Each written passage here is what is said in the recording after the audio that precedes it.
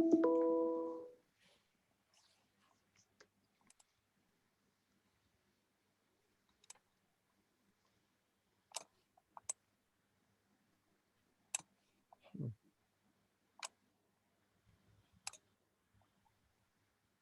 sure.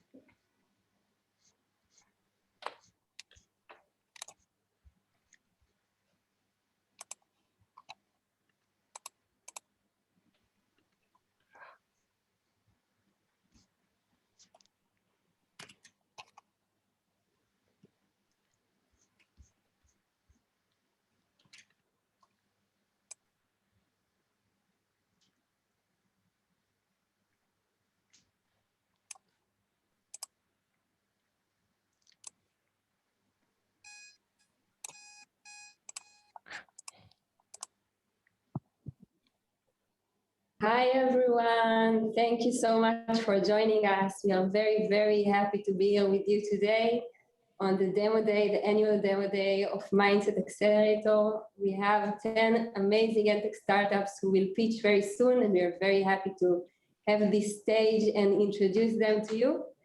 Before we start, I would like to invite Avi Warshavsky, the CEO of MindCET, to say a few words about our activity. Avi. Thank you, Paz. And really, I had the privilege to learn during the program about this amazing group. And just before starting, getting the context of this program in MindCET Live, the slide, those of you who don't know MindCET, the slide that we see is MindCET backyard in our headquarters in the Negev Desert. We have also office in Tel Aviv in the CET building, our parent organization, and office in Yokneam. And I think starting to see the solutions we're going to see today, a good starting point would be this slide that we see now, the big ship that was stuck in the Suez Canal a few months ago. And this big ship is a great metaphor for what happened to education during this challenging year that we passed. Educational system and educational systems were stuck like this big ship. And through this crisis, a lot of creative solutions, drones, small boats, big boats, and etc. were created. And we're going to see today some of those creative solutions that in a way can suggest an alternative to the world of education. And MindCET in a nutshell is all about creating the encounter between startups and educators. And we really put a lot of effort on both sides. We are usually working with the ecosystem, connecting and creating the community of edtech entrepreneurs. And out of this huge community of hundreds of startups, in the end of the day, we are working with about 30 startups a year that together we try to validate them and help them to reach investments. And our main vehicle for this connecting activity is the Global EdTech Startup Awards. And today we're going to see, I think half of the participants in this accelerator, even more, are alumni of this competition that MindCET is leading alongside with great partners across the globe.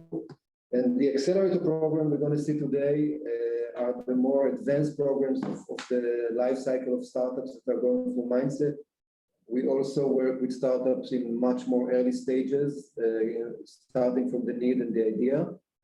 And what's unique in the approach that we had both in the accelerator and in all other activities is the effort to really meet users from very early stages.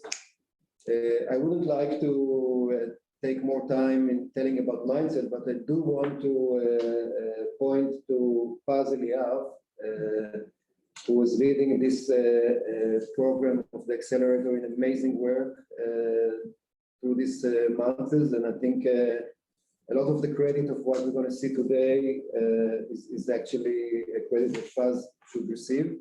So thank you very much, Paz. And I would really wish all the best to the startups and eager to hear the pitches. Thank you very much. Thank you so much, Avi. It was my honor. So before we meet the startups, I want to share a few words about the journey that we've had with the startup so far in the past 4 months. I'm going to share my screen so you can see the presentation.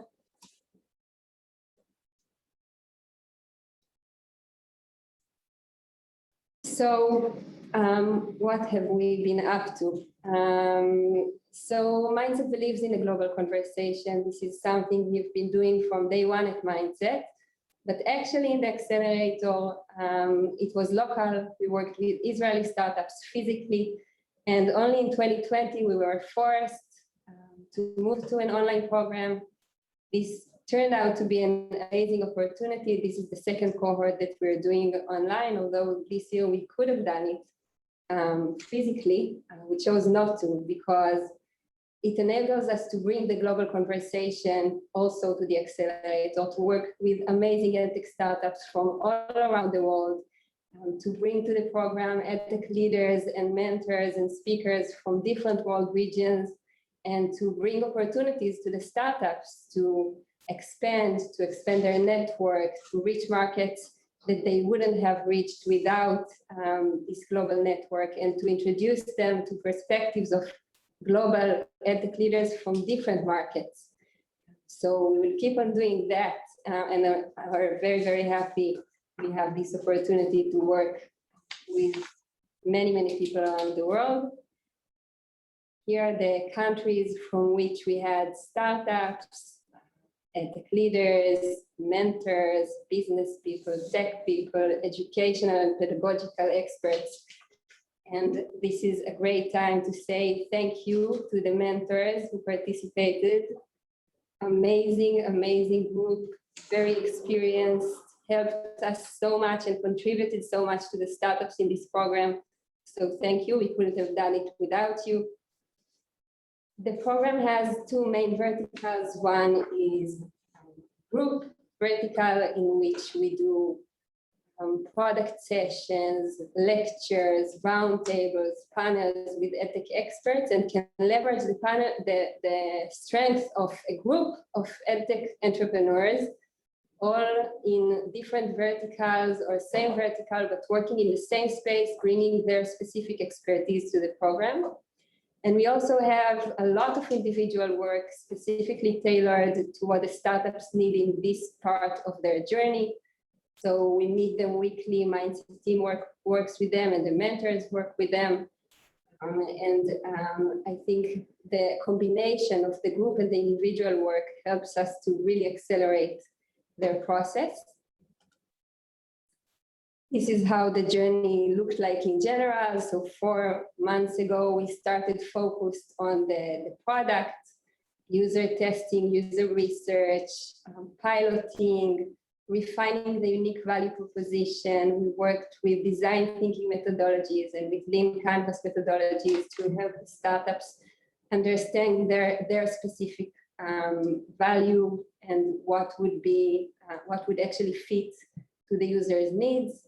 We continued to focus on the business side, building their business strategy, understanding different business models, building their business plan, etc. Then we had a whole week focused on the US market in collaboration with LearnLaunch Accelerator from Boston. Thank you so much to our partners in LearnLaunch.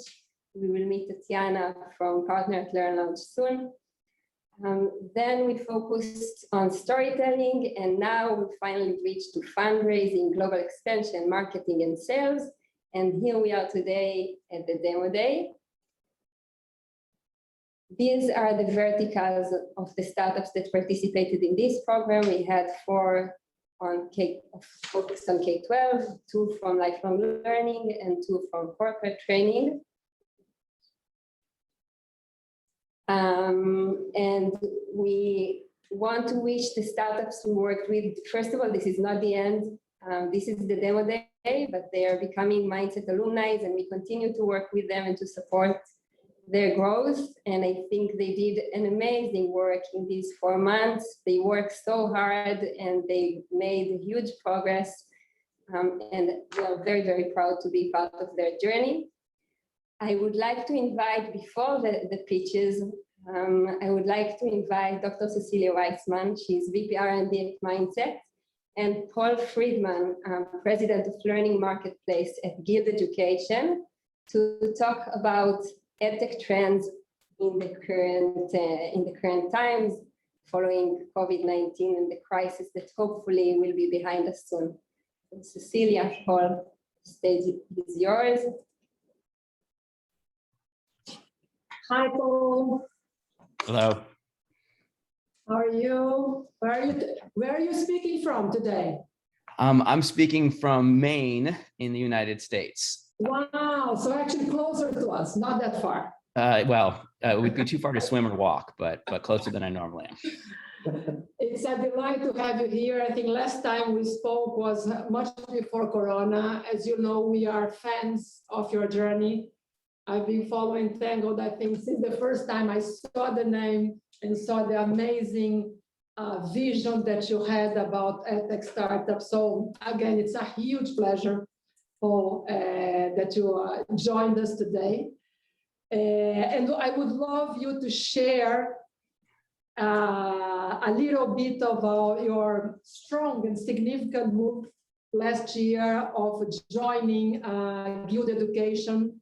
Can you tell us a little bit what happened, why, the advantages? Because from what we read in the media, had a lot to do of the move, of everything that was happening in the world, all the crisis and the need to help students get to work. Can you talk a little bit about it? Yeah, thank you. And I'm very excited to be here. So thank you so much for having me. Yeah, very unusual situation. So Entangled was a education technology startup studio. We started our own companies, really very focused on the sort of macro trends, sort of how to enable society's transition to a knowledge economy. And so we would start about a company a year focused on that. We also made investments in outside companies, and one of the very first companies that we invested in was called Guild Education, which ended up being one of the stronger companies that we were associated with.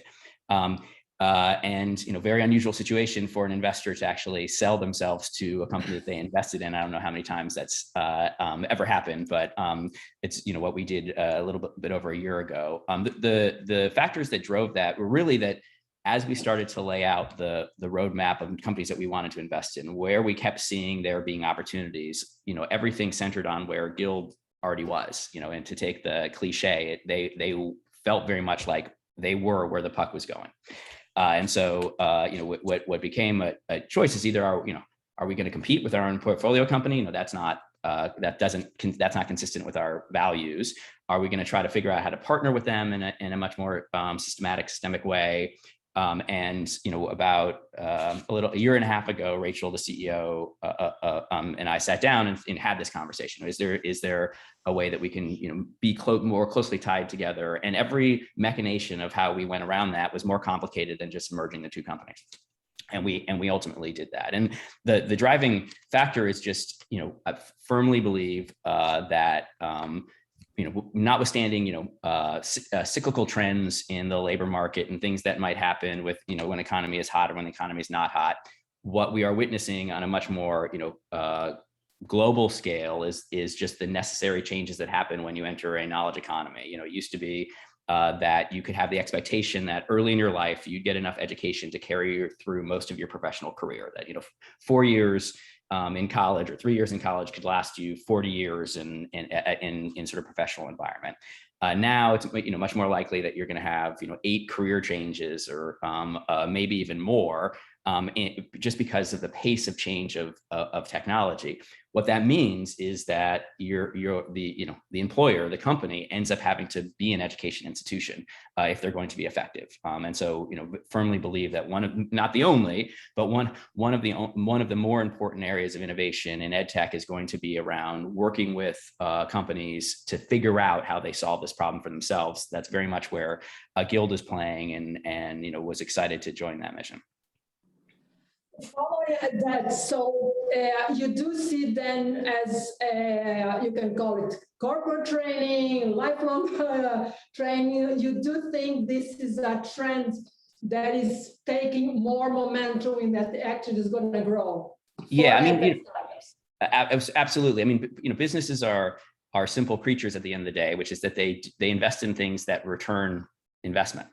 They don't invest in things that don't, at least not over the long haul. And what we've found very clearly is that investing in your employees' education has a significant return on investment.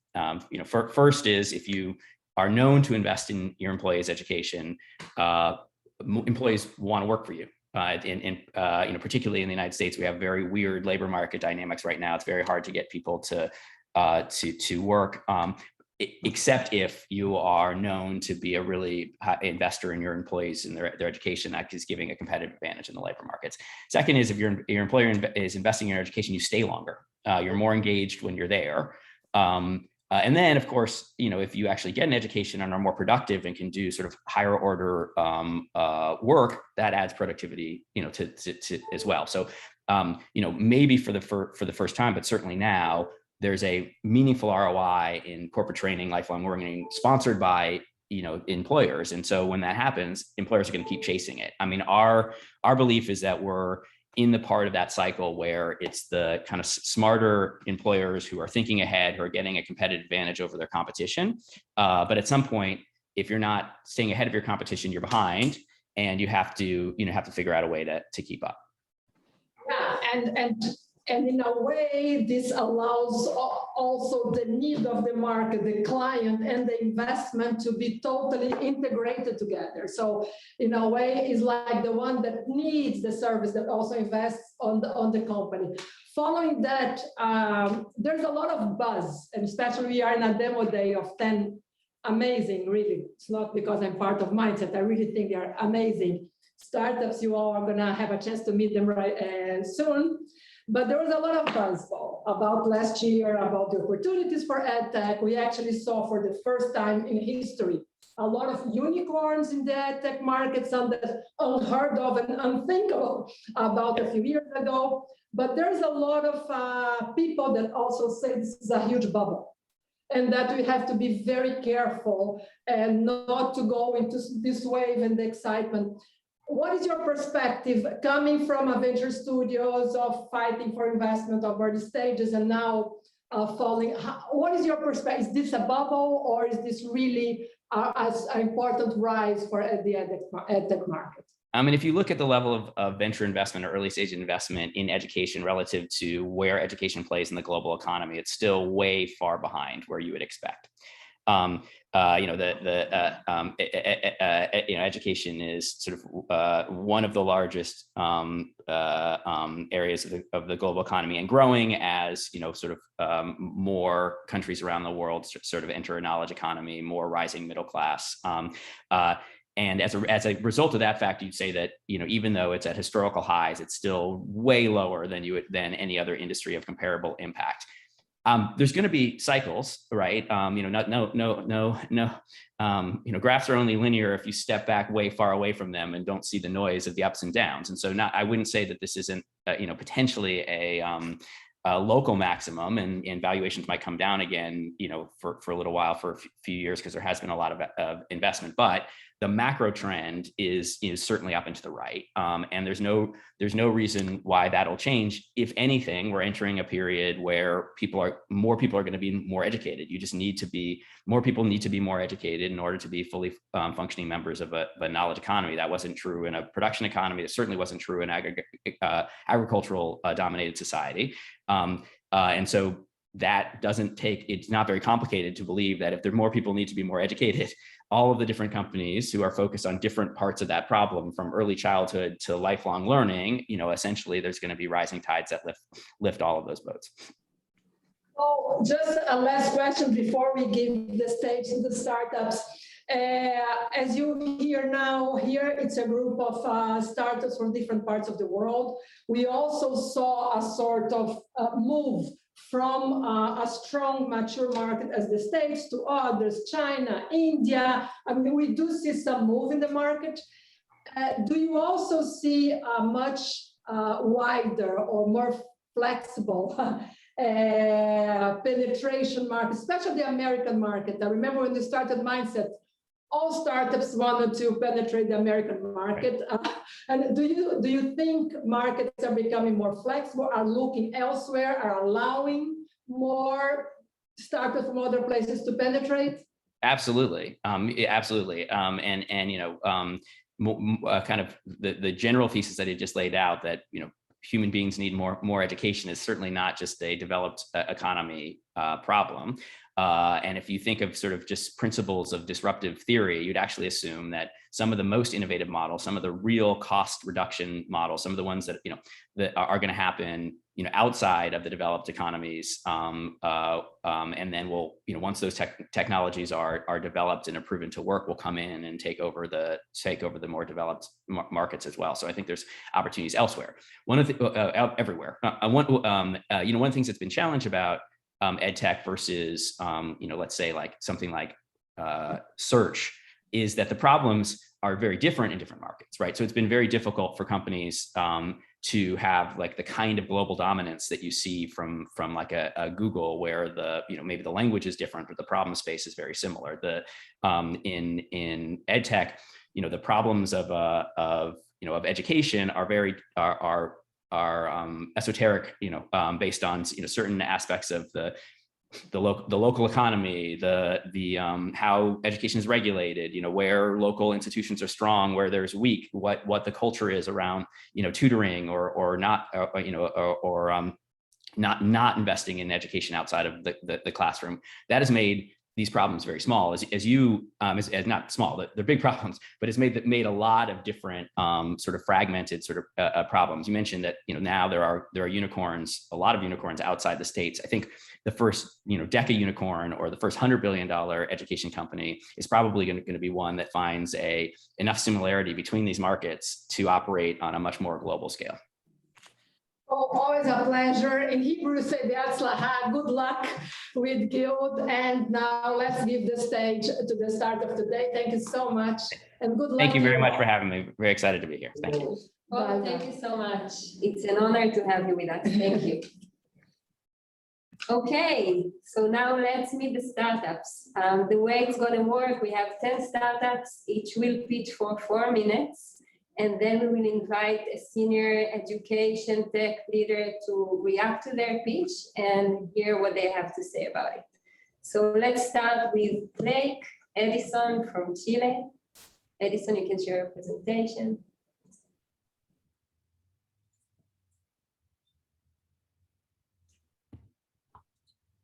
Okay. Hello, good afternoon, everyone. My name is Edison Durán. I am the CEO and co-founder of PleIQ, a globally awarded edtech startup based in Chile that use mobile AR to create smaller learning resources to improve early childhood education. Early childhood experiences has the most profound impact on children's life, leading to significant difference in happiness, income, and social development during adulthood.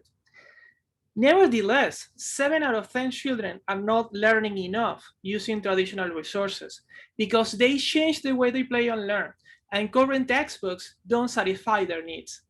And the pandemic made the situation even worse because traditional online tools don't work well at these early ages, creating a stressful situation for families all across the world.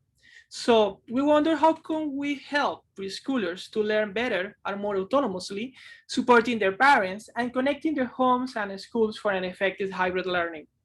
We at PleIQ transform existing traditional learning materials into smart resources using mobile AR to allow children to learn by playing, combining the benefits of physical and digital learning.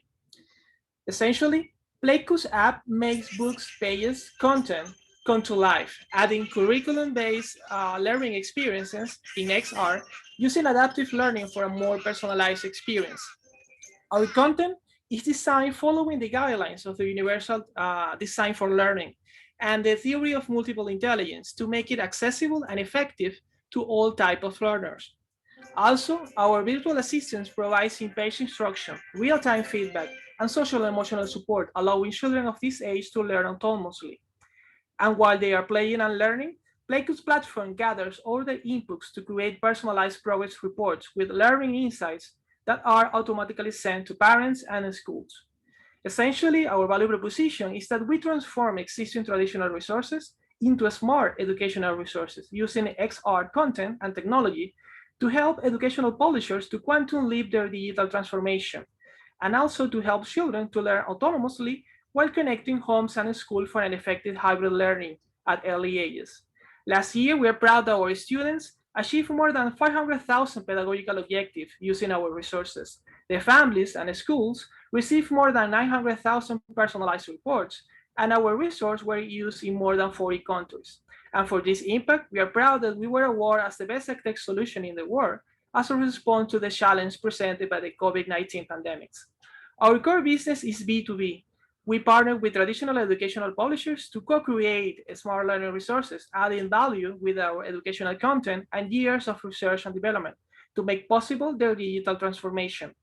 In terms of financial traction, last year we grew our revenue 4 times. We're aiming to reach $500,000 in recurring revenue by the end of this year.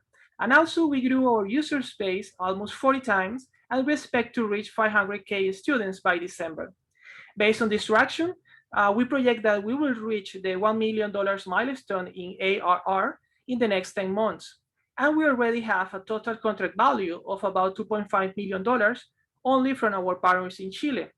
And we plan to grow our content offer from PK all the way up to K6.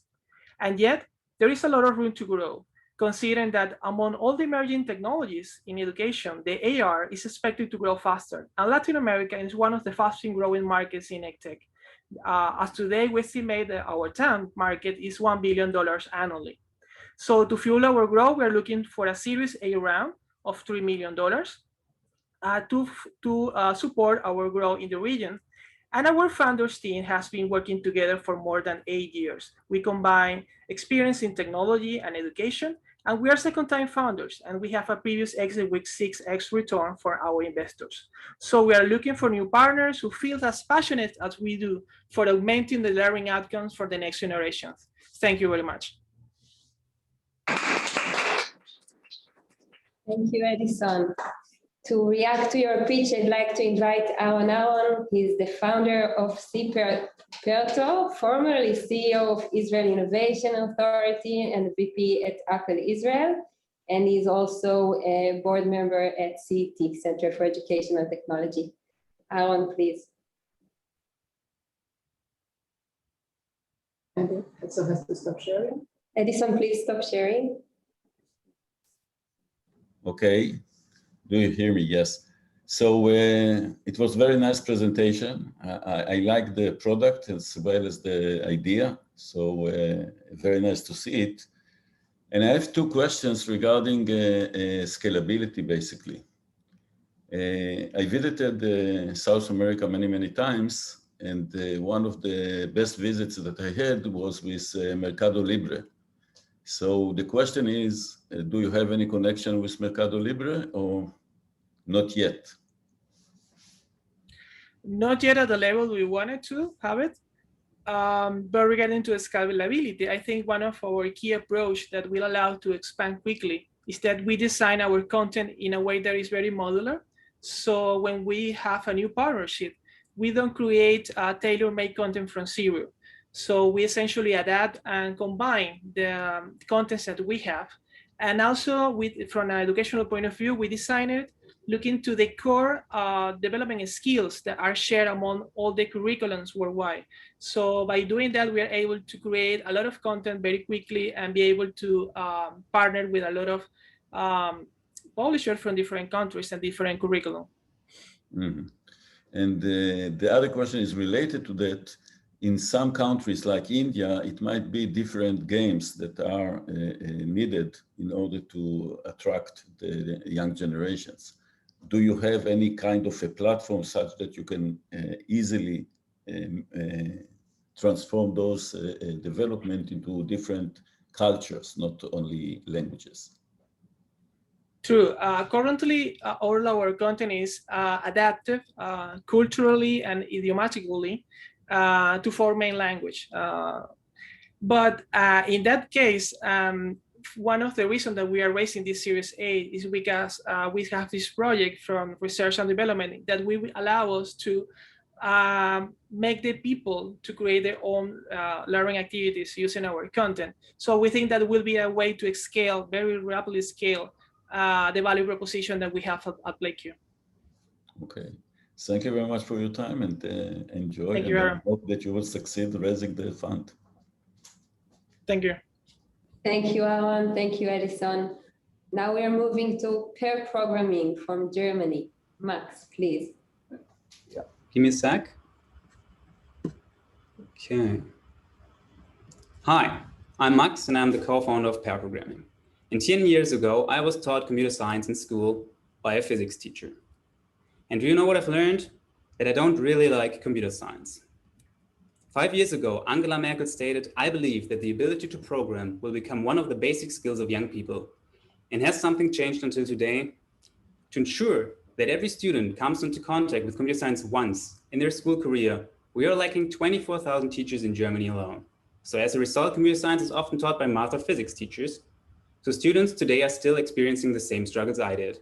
The bad news is nothing has changed in the past 10 years. The good news is a solution is in sight. PairUp, a digital learning platform that enables any teacher to give high quality computer science lessons students love. So no prior knowledge in computer science is needed for the teachers. Learning should be fun. And thus we try to engage 12 to 17 years old students with a game-based entrepreneurship environment. For students, the learning process is embedded in a story. They found their own startup, which they lead to success by solving computer science tasks. And those tasks are built of multimedia like text, audio, pictures, and video, and little exercises like a visual block-based coding environment you see here, and many, many more to come. And when solving those exercises correctly, students get rewarded with coins. Those coins can be invested into different office upgrades and other cool stuff. And when progressing further into the game, more and more mechanisms are getting unlocked. With us, students learn about the exciting world of entrepreneurship in a playful way in individual work or in pairs, and therefore our name, pair programming. But what about the teachers? We have them covered. By using our large pool of material ranging from AI to programming and data privacy, teachers can prepare high quality 21st century lessons without any prior knowledge. If they like it, they add it with just one click. So we stand out from our competition by assisting the teachers during the learning process, offering collaborative learning for students and mapping all our content to the curriculum. So let's talk about business. Our initial market is Germany. There we are targeting K-12 STEM teachers who are asked to teach computer science and are lacking prior training. We want to create a thriving community for teachers where they can help each other out and benefit from each other.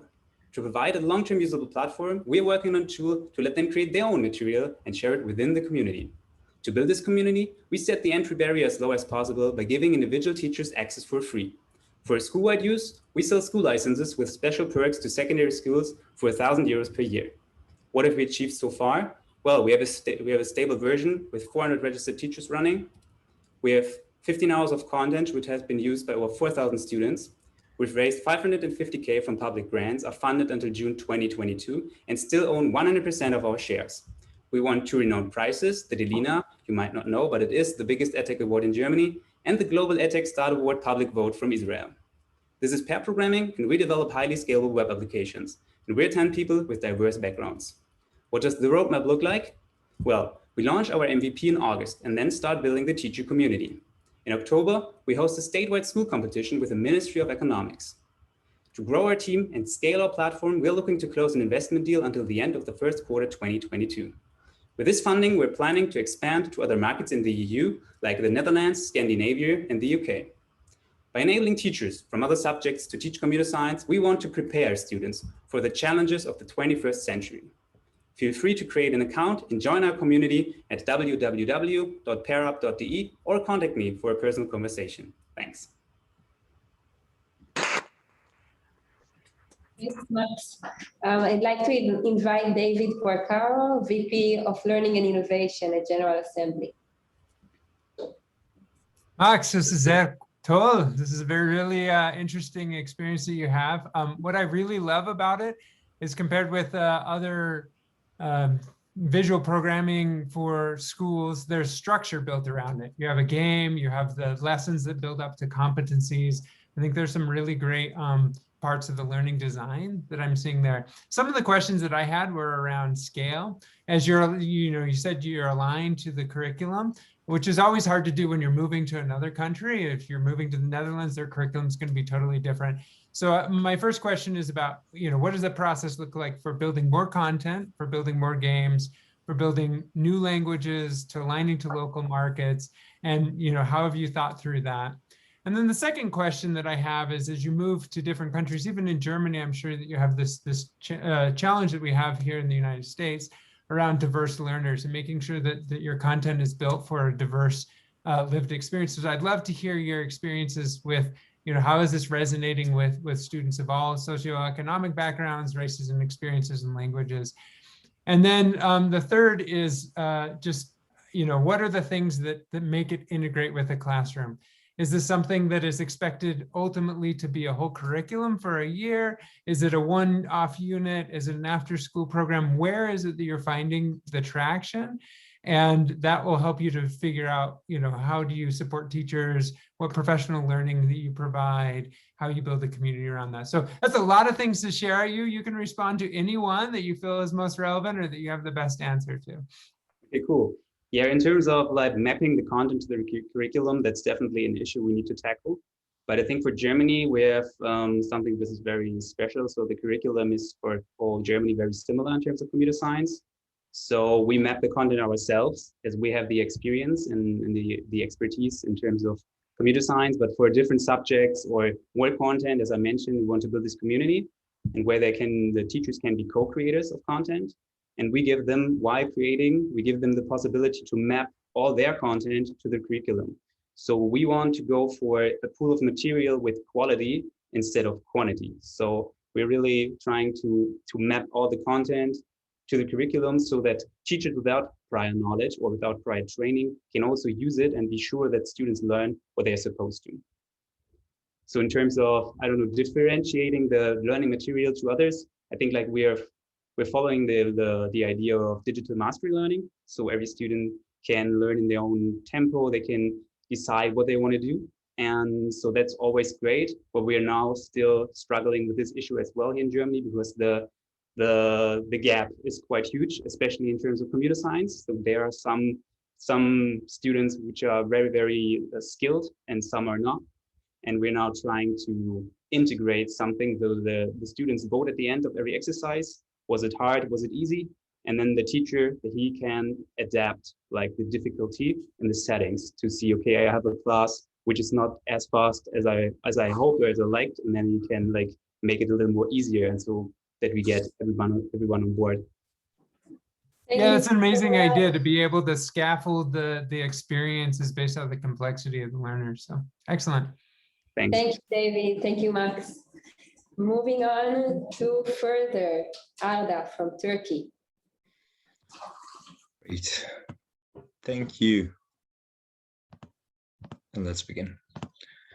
So, do you know that you get 75% of your learning as informal learning in forms of articles, videos, books, conferences, and more, including this? Hi, I am Arda, founder and CEO of Sertifier Incorporated. Today, I will be presenting you further. We created further to go further on yourself. Let's imagine this. You watch this video from YouTube and read those blogs from HBR, Forbes, TechCrunch about, let's say, mobile app digital marketing. Even though you do not have any experience in this area before, now you know what to do. You want to use this skill in your job application maybe, or tell your employee to give you new tasks. And here comes the question mark. How? How you can tell someone you learn things from free internet and verify your knowledge. Before further, 75% of our learning was getting lost in space and was not recognized. We spend as much time finding learning content as we spend on learning itself, because all the learning content is scattered all around the internet. To solve this critical issue, we created Further. So Further is a mobile application that allows lifelong learners, our users, to reach personalized learning content. So our users, learners, can showcase informal learning development with the usage of credible certificates. How you can use Further app? You simply download the app, select your desired skills and your interests. From now on, everything is on autopilot. AI starts to create personalized content like blogs and videos. This personalization depends on your skills, and content suggestions are provided as you start consuming. Further also tracks your consumption skill by skill. In this way, you can follow your progress according to your skills. For your skill progress, we provide you badges and certificates. How do we make money? App is free to download and use, and some features are premium. So in the free plan, we generate revenue from ads, and in premium plan, we generate revenue from monthly and yearly subscription. We launched Further at the beginning of June 2021 and already reached 33,000 monthly active users and created revenue growing with 33% each week. We know our competitors and alternatives all around the world. Among them, we have the upper hand with our AI technology already built in skills library, and for the credibility of our badges and certificates, global accreditations with consortiums and application of open badge standards. With all the advantages, strategies, and experience that we develop, we are focusing on rapidly growing learning experience platforms market to become a giant provider. Initial countries are the US, Canada, and UK, in which we already started to receive early traction. Based on our ideal persona and segmentation, we can easily convert LinkedIn users, so the initial serviceable market consists of LinkedIn users located in the same countries that I mentioned earlier. With all the advantages we also have expertise in the industry. Further belongs to an umbrella organization called Sertifier Incorporated, which was founded in May 2019. Along this journey, the app was first released as Verified, and in June, we rebranded our app as Further with a brand new user experience, and we aim to reach 35,000 monthly recurring revenue until the end of this year. Finally, our ultimate goal is to become the center of self-promotion for the market that we are in. We plan to achieve this goal with this distinguished group of lifelong learners who strive for a transparent world where every individual is able to promote themselves. Now, we are opening our seed round as a US-based company and looking for $2.5 million for our scaling efforts with marketing. To contribute to our journey for the transformation of informal learning into a credible skill source for every individual, we are always open for partnerships and collaboration. Thank you.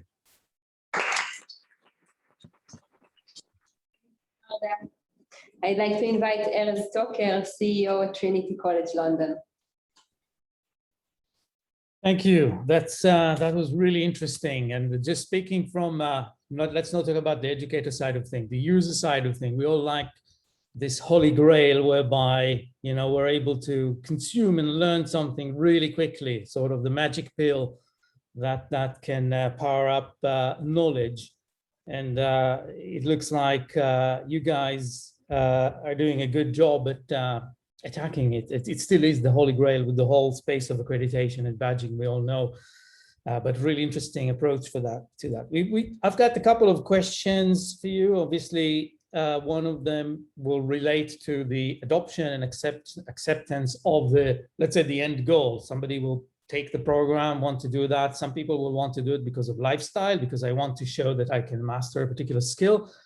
Others might want to use that as part of a job application and to prove to the future employer that I can actually do certain things.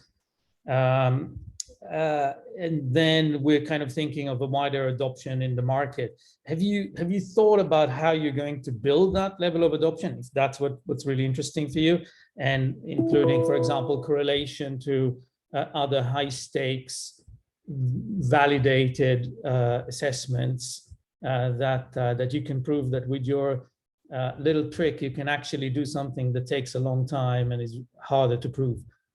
That's the first question. The second question is whether your main focus is currently narrow, just making sure you achieve your targets in that goal, or are you looking, you'll be collecting a lot of data if you have a lot of users in a really wide space. And there's a question of whether there's a further thinking of using this data to create further tools that could provide analytics and predictive capabilities as well. That could be potentially even more valuable. These are my two questions. Thanks. Definitely. Thank you. For the adoption side, Mr. Tucker, thank you. Thank you for all the questions. So for the adoption side, what we are aiming here is that the first challenge, the biggest challenge is that we are trying to change a habit of our users in their daily life. So this is the first thing, the first time that we are seeing that there is actually a chance to convert informal learning, our daily learning, into something valuable. But without the assessment part, without assessing them through the job applications or maybe during their working life, there is no chance to understand it. The users are going to adopt it in their life fully. So what we are trying to do nowadays is that we are trying to onboard the corporations inside further application in order to use further app for their employees and track their informal learning. By doing so, we are trying to make them gain the habit of tracking down informal learning. So at the end of the day, if one day one of our users who are not employed yet and apply for a job opportunity with a CV where they use a certificate or a badge they receive from our platform while applying for this company, they are going to have this chance to be recognized with this company. So we are trying to both sides, and we are trying to adopt the whole user base inside the countries that we are targeting. When we get to the data part, it is really crucial and it's really interesting.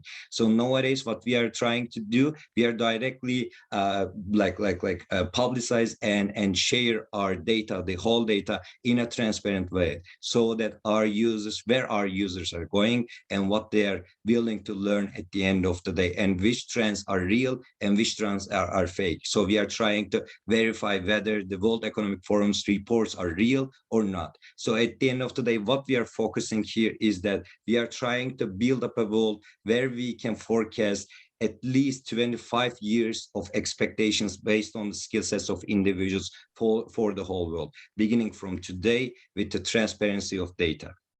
Thank you so much. Thank you, Erez. Thank you, Arda. And now moving on to Cognishine from Israel. Nimrod.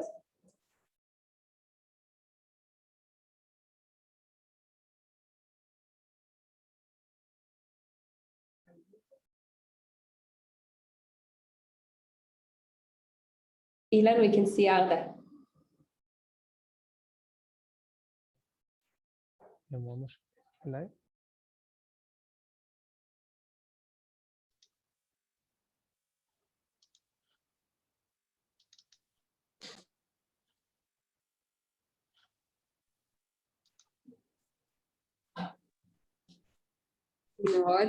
Can you see my screen?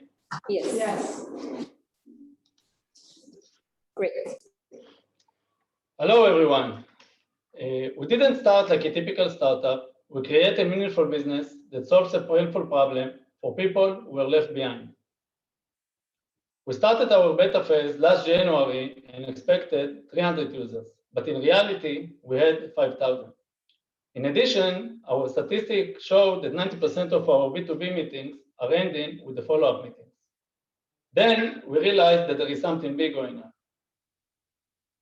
My name is Nimrod. I have 15 years experience in business and finance, co-founder together with Mital, who had 20 years experience in the clinical field.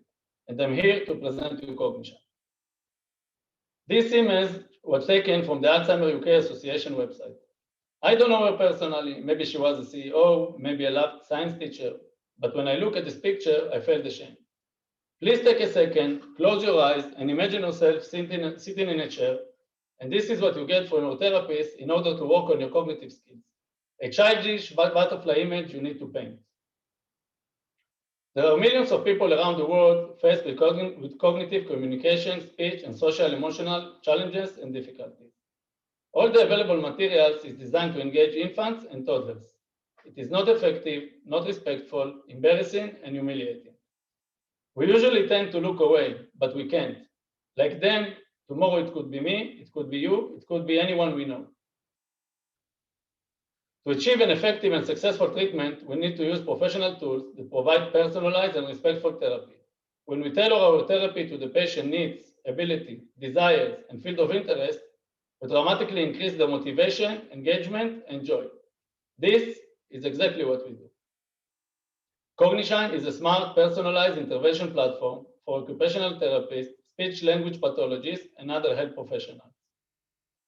The platform focuses on 4 main domains: cognition, communication, speech, and social-emotional, and contain thousands of ready-to-use therapeutic tools that save valuable time and increase client motivation and progress. As a unique hybrid platform for both client and therapists, Cognishine takes you into a therapeutic journey tailored to your personal goals, ability, and field of interest.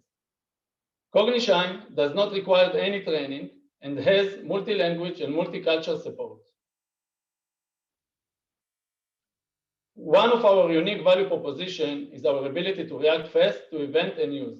Our specialized back office engine can transform media into therapeutic activity in minutes. Let the numbers speak for themselves. According to our surveys, Cognishine overall improved preparation time, client motivation, and is highly recommended among the professional community. Cognishine is developing a unique recommendation and tracking engine that takes the client to a full therapeutic journey. As of today, Cognishine has running contract with the largest rehabilitation center in Israel. We have signed a long-term design partner agreement with Alin Hospital, which will include clinical research and validation. Since May, we have sold our services to small businesses in the US, and in the last 2 months, more than 15 school districts and private clinics have applied to our pilot program. And today's most exciting update is that we are very close to signing contract with 2 of the biggest public healthcare services in Israel. Cognishine team, together with Alin, include professionals from clinical, business, and technology fields. Our personalized tools, multi-language and cultural support, recommendation engine, and much more is what makes Cognishine so unique. Our business model is currently B2B, targeting medium and large organizations, and is expanding to B2B2C, focusing client-owned practice. I invite you to be part in a life-changing startup by empowering those millions that were left behind. Thank you. Thank you, Nimrod. I'd like to invite Dr. Tali Yariv, Director of Beracha Foundation. Thank you, Paz, and thank you, Nimrod. Shalom. I'd like to, first of all, I have to say that I played around with the tool this morning as I was getting ready, and I have 2 questions I think about. It's very clear that the tool is very accessible, it's very usable, it's very accessible for professionals, and I think that's where also my questions come from. I think in many of the cases that we know of people with special needs or people with mental needs, it is also the family that is very involved in their treatment, not only professionals. And the way I read your tool right now is that it is very focused on professionals for professionals. You need to know what you're getting into, and then everything is very clear, it's very straightforward. And my question is, do you have any plans, or is it also meant for families who are also working with are also caregivers for their family members who probably will need a little bit more explanation or a little bit more tools to be able to interact with your platform? And the other question is regarding it's a question that came up here in other presentations also regarding the data, the kind of knowledge that you can access from the people, the therapists that are using platform, even in terms of personal use. Is there a way to be able to save the specific moment of treatment for someone who is going through a long time therapy? Does the tool give kind of a broader feedback to the therapist or to the family members so that they can know where to go from point to point? So one of our biggest steps was to sign the design partner agreement with Alin Hospital. And 2 weeks ago, we applied for Israeli Innovation Authority a big grant request for basically for this, for personalized the use, and it should include tracking the progress of the patient itself. We are developing the patient lab, patient, student, client, whatever, and it's going to track his progress. And in each activity, it will ask the therapist after each activity, the therapist or the caregivers, if the patient should get higher level, lower level. So basically, the plan that we just submit include basically everything you just ask if we have any plans to do. So but at the end, our current statement that we want the system to be always to be connected to therapists. There are many other competitors in the market that try to replace the therapist. And since we bring the pain from the therapist perspective, we want the therapist to be involved. Maybe there will be a session every month, but between session, yes, of course, the client will be practiced at home with his parents, with his caregivers, but then he will go back to the therapist, and the therapist will adjust the recommendation inside the system. So this is currently our plan. Thank you, Nimrod. Thank you, Tali. Good luck. Thank you so much. Next is Vidbek, Orit from Israel. Orit, you're muted. I share my screen.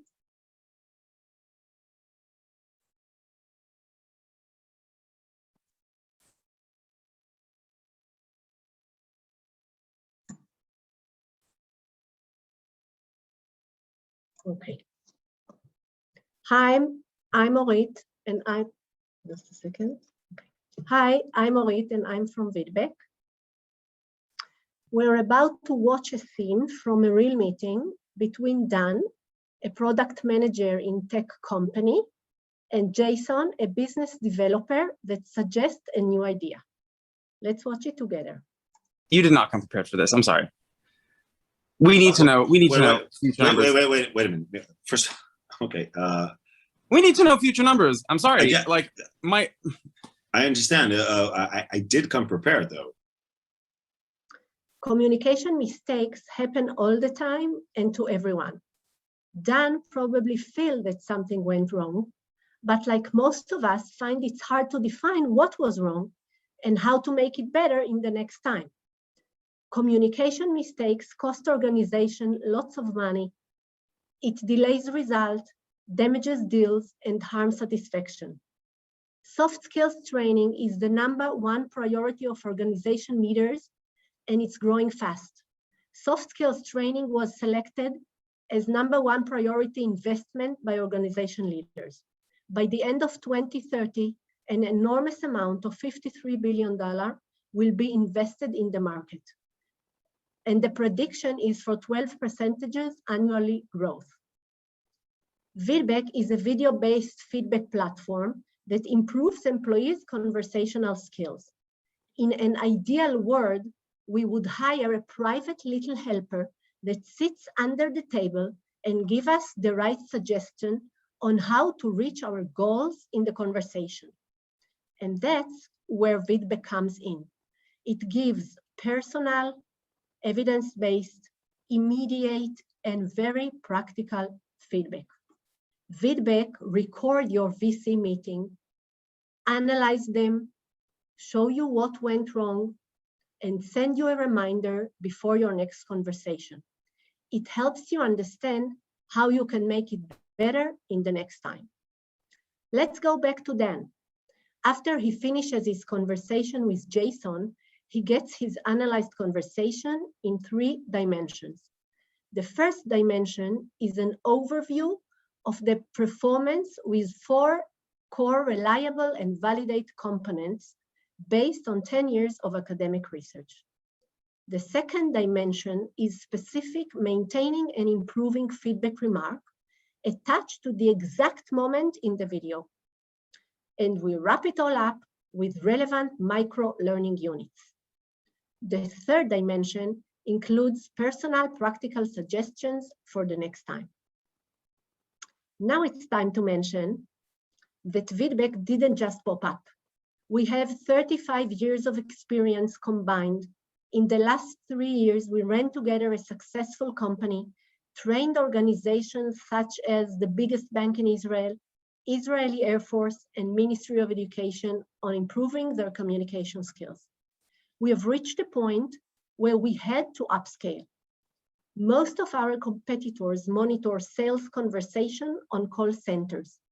Feedback affects companies' revenue by focusing on self-development in the high-tech industry. We are now piloting our MVP. In coming March, we will go to seed round. Our business model is B2B with annual subscription per user. We are currently looking for a seed round to bring our technology to a production level. Thank you for listening. Thank you. I'd like to invite Tatiana Esteshkina, partner at LearnLaunch Accelerator. Hello, thank you for having me with you today, and thank you, Orit, for your presentation, and congratulations to you and Tammy for picking this very important topic.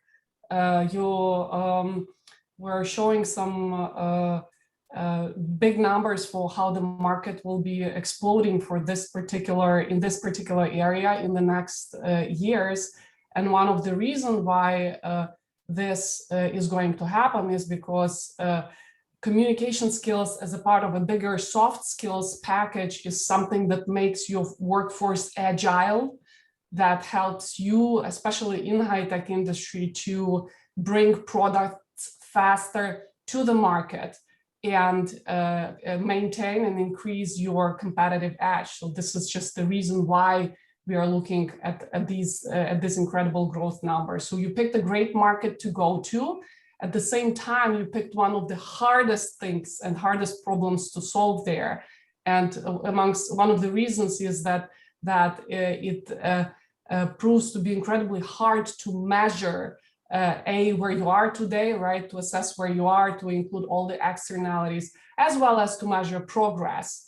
It's not impossible. There's a lot of great technology out there, really strong technology out there that you could apply to do that. So I have a twofold question to you is, how are you thinking, especially in this early stage as a startup company, to leverage a third-party tech stack to build your solution? This is the first part of the question. And the second part of the question is, what is the most likely entry point in this self-development high-tech market that you describe as a target market you will be going to?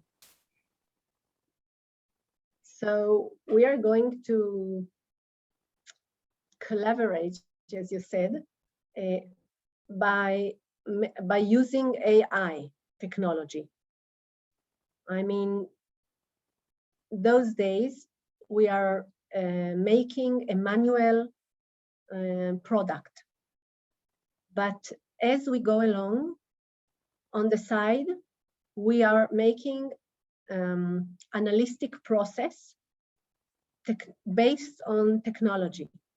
So during the time, it will collect more and more data, and we can answer, you know, a large market. As a matter of fact, it's endless. I'm not sure if that's what you ask in your first question. Yes, it goes in that direction. I was rather thinking about, so there are already some engines out there that, like analytics engines that you can take off the shelf and actually apply. So it's more about buy versus borrow or collaborate, as you're saying. So that's on your list, which is great. Yes. Right. Thank you. Thank you, Tatiana. Thank you, Orit. Thank you. And we're moving on to GmbH, Gira from Luxembourg. After a long day at school, my children often ask me, why can't we play instead of learning? At first I argued, but I'm the game developer and I love video games. I had countless hours of fun by playing, and I learned so much, including English language. So the real question is, why can't we learn while we are playing? Hello everyone, my name is Gira, and I am the CEO of GmbH, an innovative game-based learning startup from Luxembourg. Education and video games, two huge markets, and the target audience are the same. Despite the proven benefit of game-based learning, the overlap between them is minimal. Why is that? It is a severe challenge today for educational publishers to reach and satisfy the audience. Scientific research shows that games would work. They know how to educate, but don't know how to make entertaining and engaging learning games. For game developers, creating edu games is not scalable due to the dependency on the fixed curriculum and the localization needs. And even they are make it, the recently introduced regulations limit the financial viability of the games for younger audience. On the Memomoti platform, any curriculum in any language can be broken down into simple quizzes in 5 minutes. Learning management system integration can even automate this process. When the quiz saved in our database, the questions and answers will automatically appear in multiple games. Our learners and teachers already created quizzes in 14 languages and more than 100 subjects. We developed 7 cross-platform games to showcase our product. They've been downloaded 12,000 times in the past month. But what is the next step? We do not want our development capacity to limit our scalability. Therefore, we created an easy-to-integrate SDK solution. It converts already existing and published games into educational by connecting them into the Memomoti platform. The next integration of our SDK is already happening. Friendbase is an avatar-based social media game for teenagers. They licensed our technology, and Friendbase 2.0 with integrated Memomoti will be available for the 85,000 users this fall. A monetized curriculum can increase the projected revenue by 15%. Our team accumulates more than 100 years of experience in gaming, education, finance, digital innovation, marketing, and business. We are all personally invested into this project because we believe that we are innovating education to benefit of our children. Our goal is to create a mutually beneficial ecosystem for learners, educators, educational content providers, game developers, and take a small share for every transaction. At first, we set foot where we are the most needed, in the educational publishing field. We offer an easy, cheap, and fast way to transform curriculum into games. We are at the dawn of a new digital era. Our market is hungry, our product is unique, and we are ready to define a new ecosystem. We are looking for 1.5 million investment to lay down the groundwork. This money would give us 18 months of runway, the opportunity to build an in-house developer team, the brand, increase the clientele, and reach 800,000 revenue by the end of the 2022. Now, are you ready to hop on the Memomoti elephant and reintroduce the joy of learning for the benefit of our children?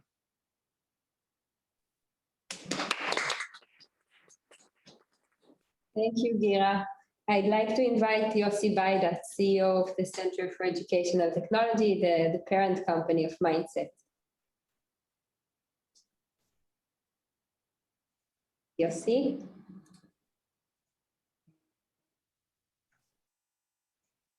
You're muted again.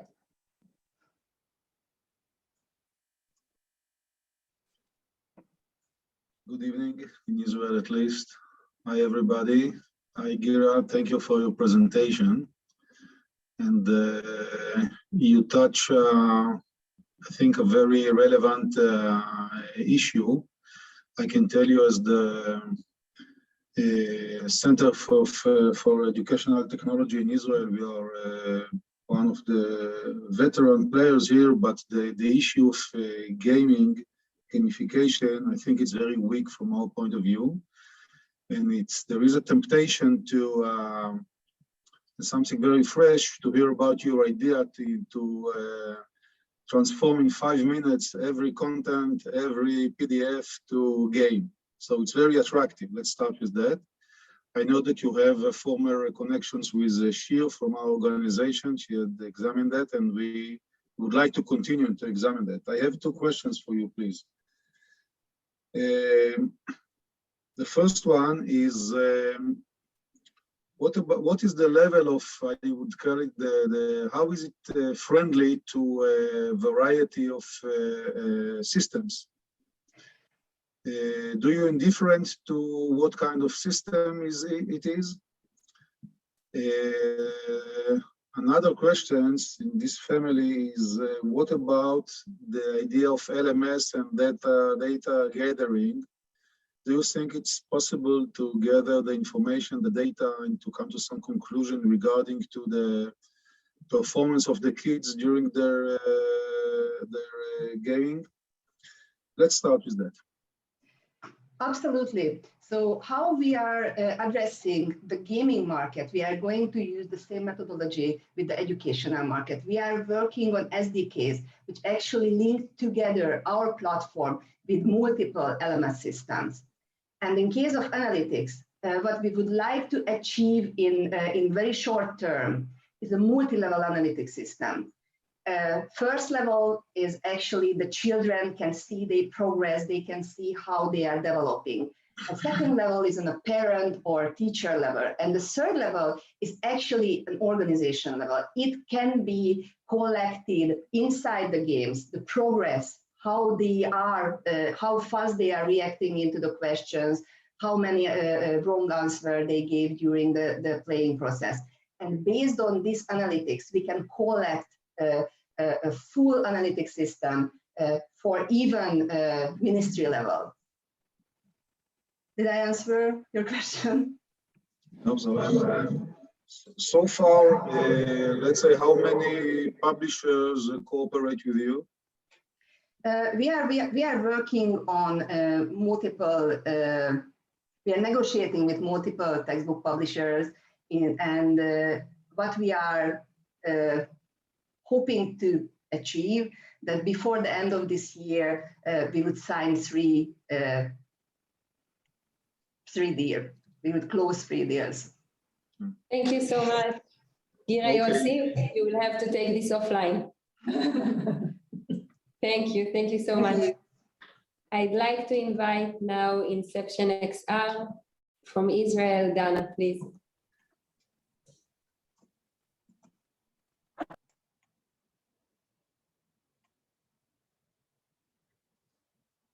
Hi, everyone. Can you hear me? Can you hear me, Paz? Yes, we can hear you. Okay, thank you. So hi, everyone. My name is Dana Porter, and I'm one of the founders and CMO of Inception XR, bringing to you Bookful, which hopes to revolutionize reading through XR. So storytelling is a universal thing. It's been in us through the beginning of time, and it started with print books. But today with technology, we can actually augment print books through ebooks, through audiobooks, and now with actually augmented reading, first with mobile and tablet, and soon to be with glasses. What's the problem today? Kids are reading less and they're screening more. Lots of statistics show us that it's a constant battle for parents to tell the kids, stop playing with digital and start reading. But we are here to tell you that you don't need to choose. Screens are here to stay. Let's make the most of them. Inception uses XR to combine the best of both worlds, merging sophistication of apps and games with the literacy and developmental benefits of books and learning. Why XR? Why mixed reality? Is because XR has been shown to better explain complex concepts, to increase engagement, and it actually promotes independent learning. So introducing Bookful. What is Bookful? It's an app that we created. It's a library of hundreds of books, bringing the characters to life in 3D and AR. The app is available today in all the major app store, and there is no need for a physical book. We've brought in the book inside the app.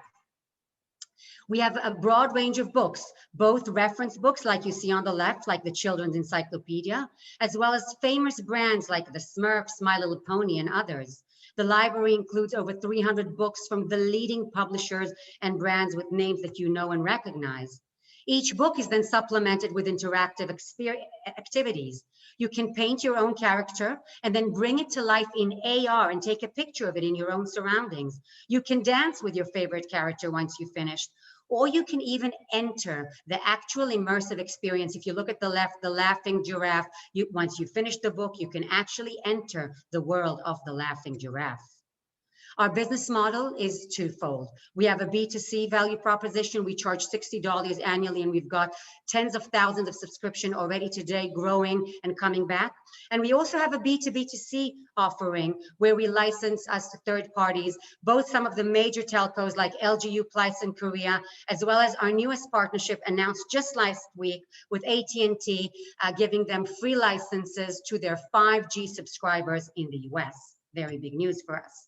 And we think Bookful is just the beginning. Our vision is to XR any educational content. It doesn't matter if it's history, geography, science, and nature. We believe that this is going to become a mainstream, and we will be doing this on our platform. The XR revolution has already begun. We see children today, that's what they're doing, whether it's Snapchat, social media, whether it's treasure hunt games with Pokemon Go, whether it's commerce through AR stores. And not only we think that this is the next thing, it's one of the hottest areas in educational technology spend. And everybody's thinking that AR and VR will take the bulk of the coming investments in the coming years. Our team is comprised of both tech entrepreneurs as well as large corporate high-tech experienced people, coupled with people from the visual effects domain that bring to life these characters in such a way that's so loyal to the original brands and publishers the way they were created. We believe Bookful gets you the best of all worlds. It will make education better through using premium IP, giving entertainment value, and leveraging XR. Thank you very much. Thank you, Dana. I'd like to invite Don Barton, VC investor at LearnStart. Thank you, Paz, and thank you, Dana, for that presentation. I agree with you that it's really exciting to think about what we can do with XR and VR and all these new platforms that are coming online. And I do think they create a lot of affordances for educational experiences that are going to be much better than 2D experiences. So it's an exciting field. It's a little early on, and I'm wondering, my questions are around platform plays. Are you thinking the smartphone platform, it will be the primary one in the beginning because it's such a big installed base? And what do you think about, you know, Oculus and all of Facebook's initiatives, and then Apple's supposed to have something coming out? If you could explain, a quick question on just the platform and the strategy, and how long you think it'll take to get user kind of habits of utilizing XR on a much more, you know, kind of mass market scale. Thanks, Don. I think the reason we've started with mobile AR is because simply all of us in our pocket today have a phone that's AR enabled and a tablet that's AR enabled. So if we want to tap the market that's currently right here, right now, we have to start there. However, the way we're building our content is platform agnostic. Apple and Facebook are talking about having their glasses as early as at the end of 2022. And our vision is that by then, all we would do is we would port all of our content into that new platform. So to your question, I think glasses will be coming. It's probably anywhere between 1.5 years to 3 years out. And we intend to be ready for that market as well. And if I could do just a quick follow-up question, it's what do you think are some of the most features that you're most excited about in XR that help the learning journey, like interactivity with the thing, to make it's not just a passive experience, it's an active experience? And if you could give a couple use cases of how you're using those affordances to really get better outcomes and better learning. Amazing. So we have a book called Birds, and you know, you read the book, it teaches you all these fun facts about birds. But with us, with the experience that we created, once you're done reading the bird, you can actually go into an immersive experience, put on a set of binoculars, and actually look for the different birds based on their own habitats. You can go look for some ostriches in the savannah. You can look for the seagulls in the sea. You have interactive activities that make you actually increase comprehension and remember, where did you see each bird? What is it that they did? So in our mind, XR is always complementary to the reading. We are by no means want to replace book. We love books. We think it's an enhancement to the way we read books today. Thank you. Thank you. Thank you, Don. Thank you, Dana. Next to present is Test Master Ofir Zukovsky. Please.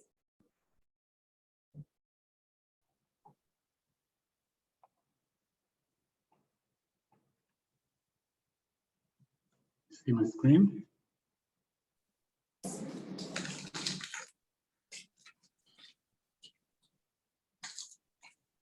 We see half your face though. Now better? Better, thank you. Okay. Hi everybody, my name is Ofir Zukovsky. I'm one of the co-founders of TestMaster. TestMaster created a private tutor app that is working directly from your mobile phone, designed to support and address one of the biggest problems in the world, which are failing public education systems in the developing world. If we look at some of the statistics, by the year of 2030, according to the UN, there is a shortage of 69 million teachers in the world, with sub-Saharan Africa being one of the most severe areas suffering from this phenomenon. Specifically in the sub-Saharan world, we're talking about 17 million teachers missing, and also talking about large crowded classes, 50% of teachers unqualified, and 25% of teachers absenteeism, which are teachers that does not come to school.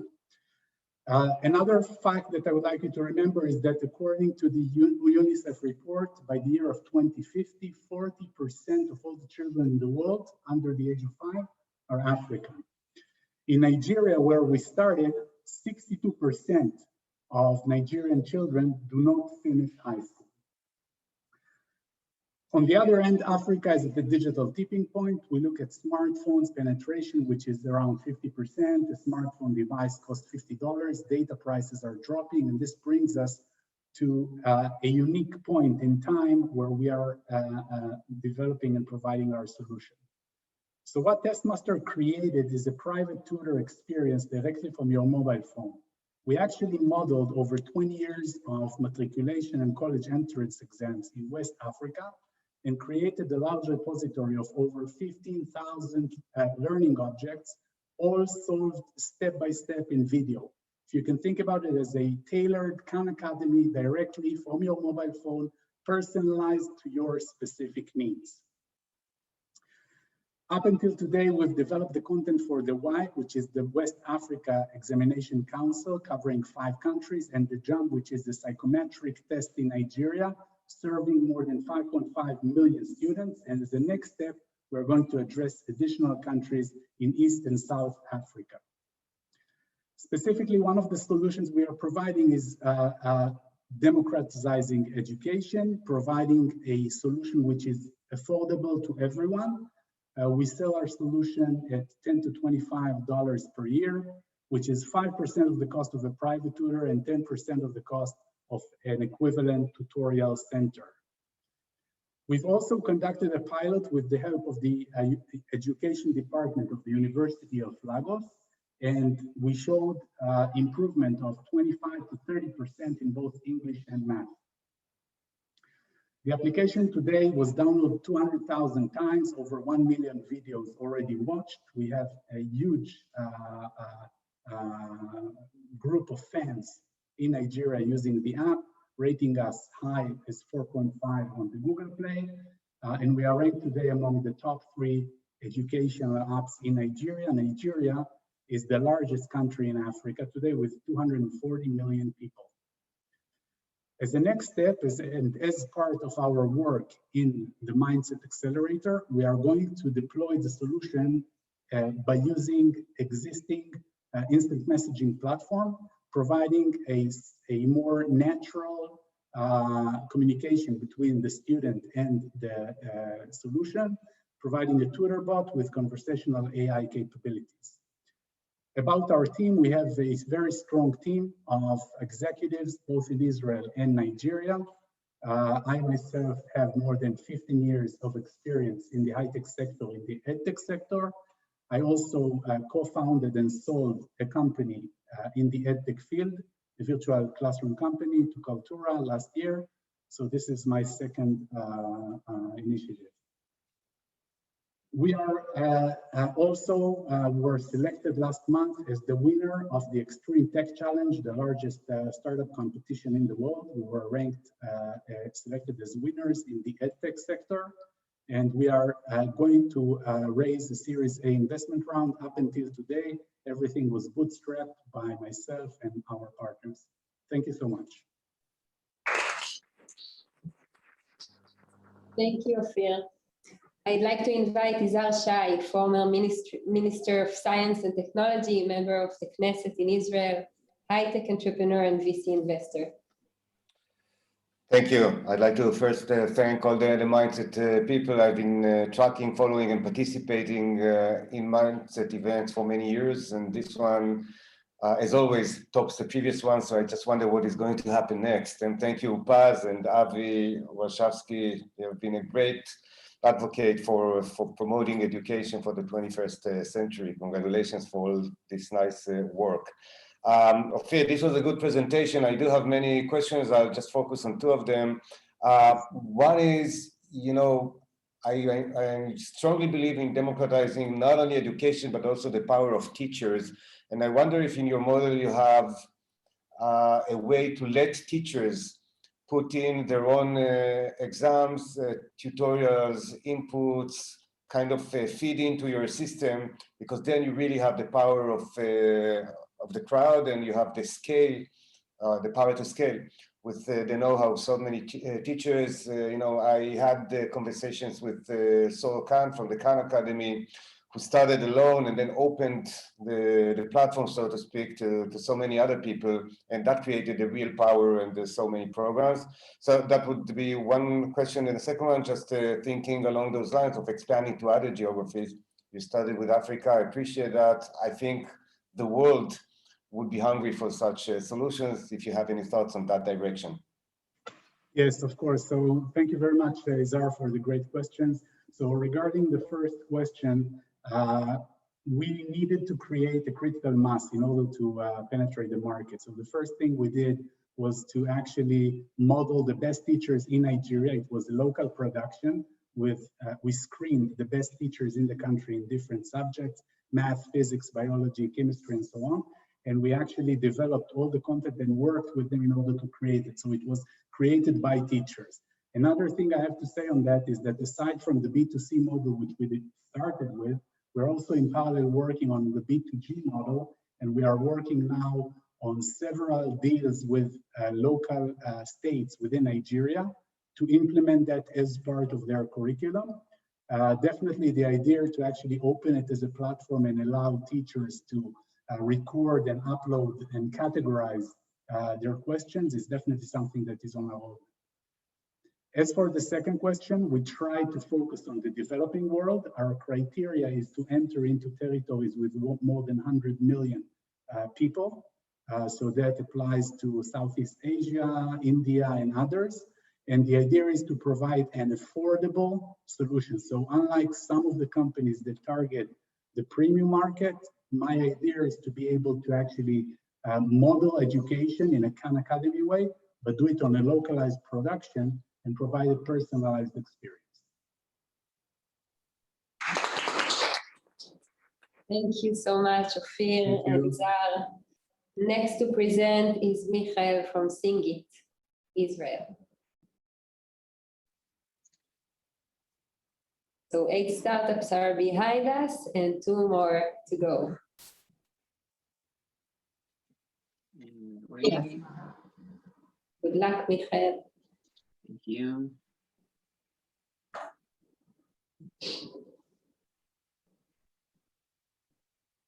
Everybody see my presentation? Yes. Good. So, hi, we are Singit, and we are here to help kids learn new languages with the help of music. We decided to develop the product because we saw a big problem in the Ministry of Education.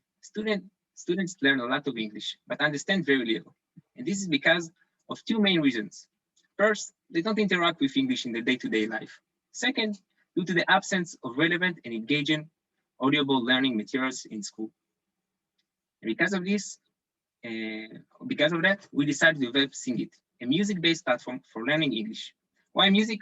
I can show you the profound research there is on how music helps students, but instead, I prefer to show you a small example. This word. I bet all of you can read this word, although this is one of the hardest to pronounce and longest words in the English dictionary, but everybody can pronounce it. And this is because of a very simple reason, this clip.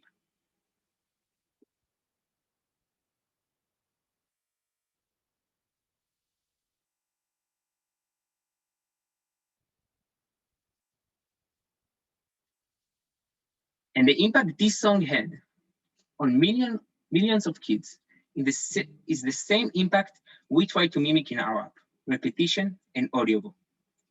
I'll show you how we do it.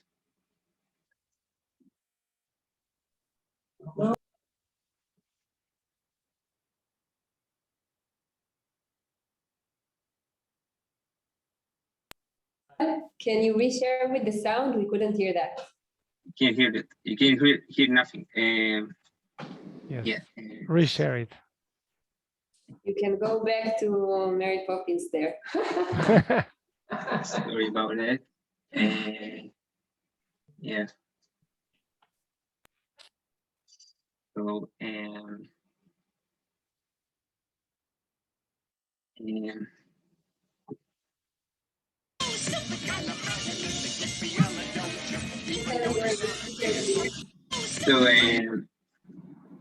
as I said, we could hear just your in speaker's view. Presentation. You can hear the video? Yes, but we can see your notes as well. Presentation. Okay, just a second.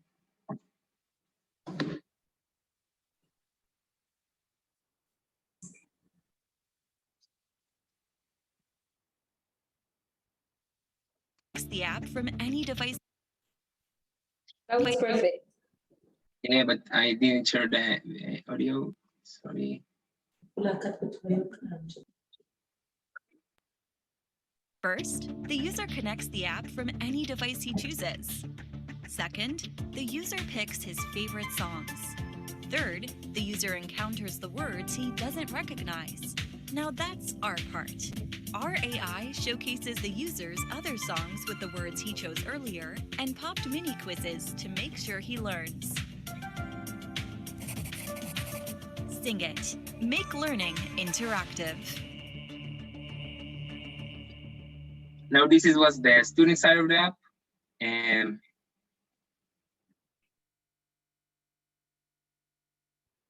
And we've developed a teacher dashboard for the app to connect between the student and the teacher. And there we show them all of the most valuable information on the student and send unique assignments based on songs from the app. And I know the only thing that is going on in your mind is how they want to handle the music licensing in the app. And yes, handling licensing for songs is hard.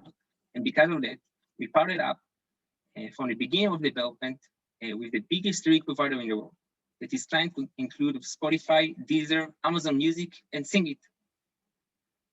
We are the only small private company that works with them. Our business plan. We are now centering on the B2B market and focusing on organized educational institutions. We just got a pedagogic approval from the Israeli Ministry of Education, and we are an official distributor of educational content in Israel. We're going for $7 a year per user per student. We focus on Israel because we want to use it as the better side of the product and focusing on two main KPIs, student retention and improvement in student grades. Our primary goal is to end the year with 100,000 active users and secure ESL experts to examine our KPIs. We already have a soon-to-be closed deal for 22,000 users in a big city in Israel. Regarding opening the app for the world, MindCET was developed in a generic method, and because of this, in less than a month of development, we can open our app to more than 7 languages. MindCET is our way to start a new wave of how we should teach languages in educational institutions. So, hope you will sing it, learn it, and we're sure you're gonna love it. Thank you very, very much for your attention. I'd like to invite Rayna Glumac, Managing Principal Consultant at Rai Consulting. Thank you for MindCET for having me today. It's great to be a part of this community and thrilled to really learn a little bit more about MindCET. I think your presentation really showcases the application that it could have.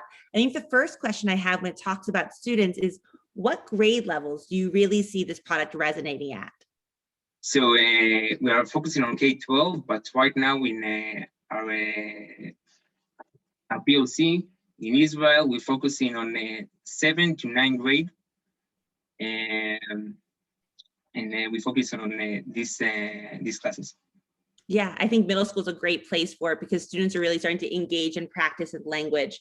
I know you have a really great and growing user base. Are you seeing this being utilized more in the classroom as classroom practice, or is something that's good for homework, reteaching skills? So during our pilots, we saw a really good engagement in a teacher and student environment. Like in 1 month, like one lesson with the app is great, and from there you just send them assignments from the app. It's worked out the best, and of course you can use it only for sending assignments for students as a home assignment, but it works best as a collective. One lesson a month with MindCET, and then homework from MindCET.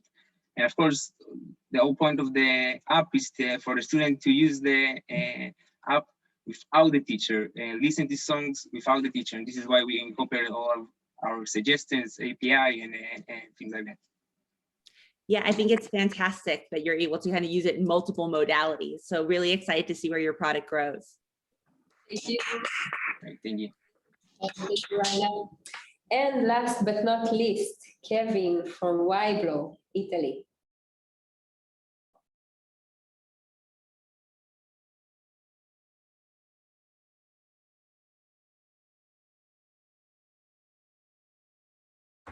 All right. So, hello everyone. Everyone agrees that feedback is very important and part of every business, yet we don't know what our clients want and think, and we have to make decisions based on assumptions. Professional training providers fail to understand and predict the behaviors of their learners and instructors. This leads to a waste of resources and capital as they take decisions based on assumptions. We found 3 underlying problems to this. To manage a single course, companies spend on average 10 hours, and this leads to a waste of 120,000 euro per year on small companies. To manage the course, companies need several platforms, and this leads to decentralized data and again manual work to make the different platforms work together. And finally, as most of the effort is wasted in managing the course, the feedback is barely asked at the end of the course, leaving the instructors without the right instruments to make effective decisions to improve the quality of the course. Hence, the reputation of the training company decreases. Weiblo is an all-in-one platform that enables training organizations to effectively manage their courses, and we do so with 3 main pillars. We automate the processes from registration to certification by integrating different solutions into one system. We centralize all the data from the trainees, instructors, courses, organizations into one platform, which allows to keep everything under control and having a smooth operation of the course, and provide real-time continuous feedback loop throughout the entire learning journey to the participants, trainers, and organization to make effective decisions based on automated, personalized recommendations. In summary, we provide an intelligent, automated way to understand the behaviors and interaction of the trainers and the trainees with an automated centralized system, personalized access to analytics, and shareable real-time dashboard. And all of this is scientific backed. Since April 2021, we were able to create the MVP and in 2 months generate 32,000 euro in revenues from 12 different customers. And they are more than just customers, but advocates, mentors, and ambassadors. We are a multidisciplinary team with expertise in business intelligence, technical development, pedagogy, sales, and previous startup experience. And this is how we're able to quickly react to customer feedback and market needs. And our passion and determination led us to live and work together under the same roof, as we truly believe in what we're building and what we're bringing to the market. So our initial strategic targets are the professional training providers, followed by corporate academies and universities. And we're serving two main markets, the global learning analytics market and the corporate learning management system, which are both growing rapidly worldwide.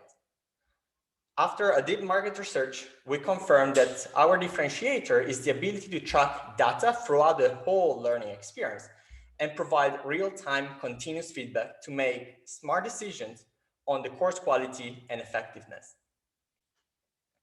We charge companies a variable price based on the number of trainers and a bundle of features that they want to adopt. We started in higher education, and we learned that to make the business sustainable, we had to pivot towards professional training providers. And this is where, since April, we were able to generate the revenues through the MVP. So what's next? We recently signed the term sheets of our pre-seed rounds of 250K, which allow us to build the platform, keep selling, and collect feedback to then focus on scale and optimization, aiming for the seed round in Q4 2022. So we're looking to serve more customers, find corporate partners to co-design, and initiate conversations for the seed rounds. Thank you, everyone. Thank you, Kevin. I'd like to invite Thiago Pavia, VP Education at PleIQ. Thank you, Cecilia. Thank you, Paz. Thank you, the entire MindCET community for having me here. It's great to be here. Kevin, first of all, congratulations, great presentation. My question is, different markets, different levels of technological development around the world, different universities. This technological gap would be a problem for a good integration between the systems, university, and your platform? That's a great question. This is why we decided to start with a strategic target, the professional training providers with whom we are the platform that they use. These allow us to learn from the users and from the customer what they exactly need to then move towards integration, as big organizations would need our solution. Okay, thank you so much. Thank you. Thank you all so much. So we heard 10 pitches, which I think are of amazing companies and great entrepreneurs. And now I'd like to invite all of you panelists, startups, and viewers. We have around 200 and something people in the audience who are watching us. I'd like to invite everyone to speak one-on-one with the startups. We're now sharing a link in the chat for everyone, and we will divide the startups to different breakout rooms so you can meet them personally. And thank you all so much for joining us. Thank you for the startups, the entrepreneurs, the EdTech experts, the tech experts who joined us. And we hope to keep in touch, reach out to us. Bye. Thank you very much. Bye-bye. Thank you. Thank you. Don't forget to take the Zoom link before you leave.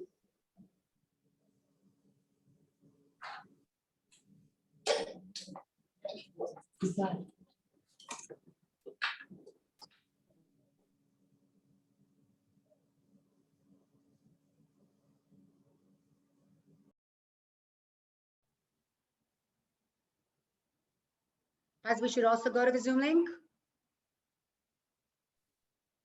Everyone. Congratulations, everyone. Amazing.